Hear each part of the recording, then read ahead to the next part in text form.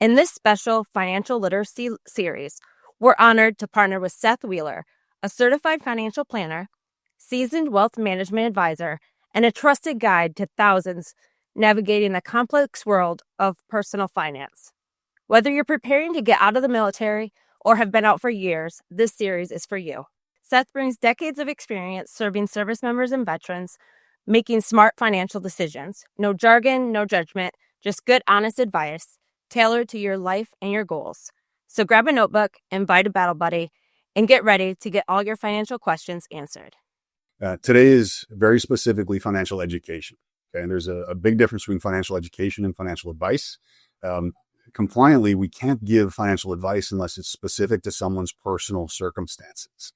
And that's a compliance requirement. So I need to highlight today that we are covering education and concepts that may or may not apply to you or those in your network, but give you at least a starting point and a foundation of knowledge with which to make informed financial decisions or seek further financial expertise and advice relevant to your particular current situation and potentially your future. It's a privilege to talk about investing with you today. Today is all about Stock Market 101. For those of us who love the idea of it or don't love the idea of it, but at least want more information, since it's really hard oftentimes to nail down what things are in reality based on the news cycle, who oftentimes is looking for a news story, but isn't necessarily giving you information with which to make personal financial decisions. So let's start with the basics today about stocks, bonds, and bundles of stocks and bonds, which are called funds. We'll talk about the difference between the two. We'll talk about how they may apply to you, why they can be important for certain folks, and then some other concepts associated with what makes the most sense and how to shape your thoughts around investing. Okay? So let's start with stock. What is a stock? A stock is designed under very strict regulations by the Securities and Exchange Commission for a company who seeks permission and is allowed to sell shares of their company to the public.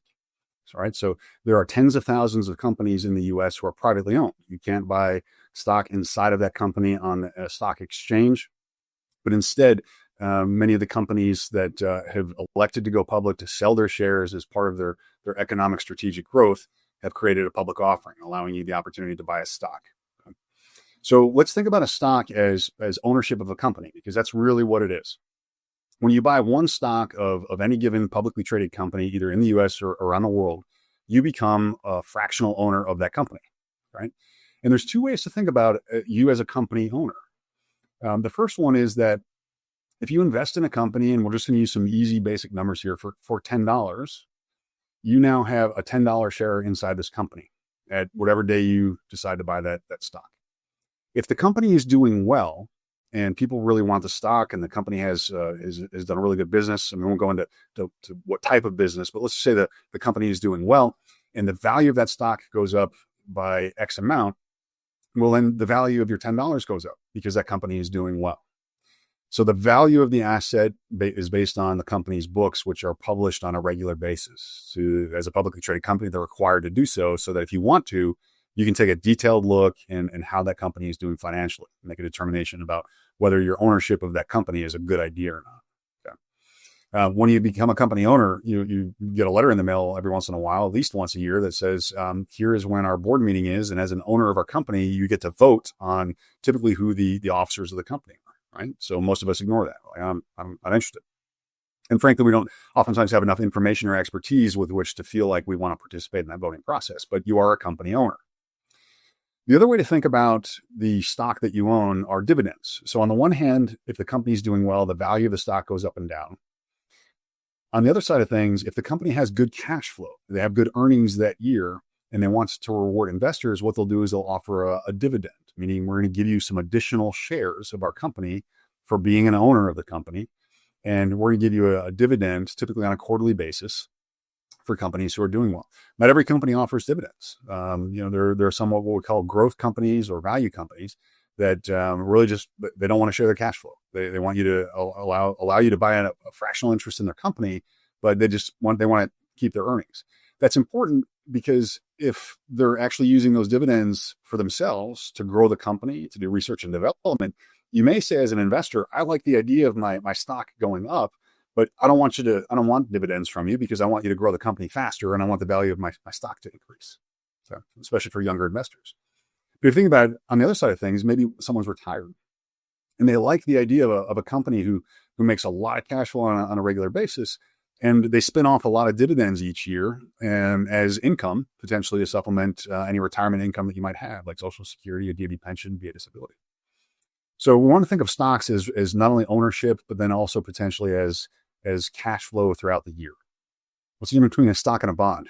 That's the universal question. So unlike ownership in a company, where you give the company money by buying a share of or shares of their stock, the same company can offer what's called a bond, which is in theory a loan. So using that same $10 example of your favorite company, instead of buying $10 worth of stock, you loan them $10 for their bond.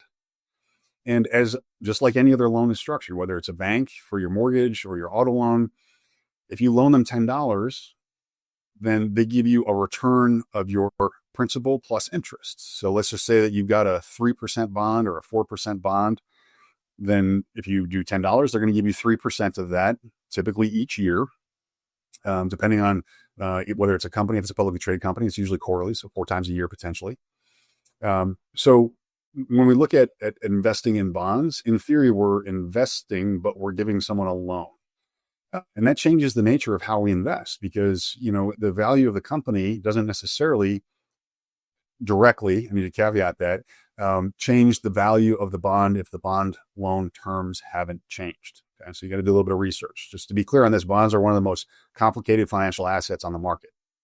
But generally speaking, they're a loan with, you get interest rates back for a period of time for the length of the maturity of the bond that you buy.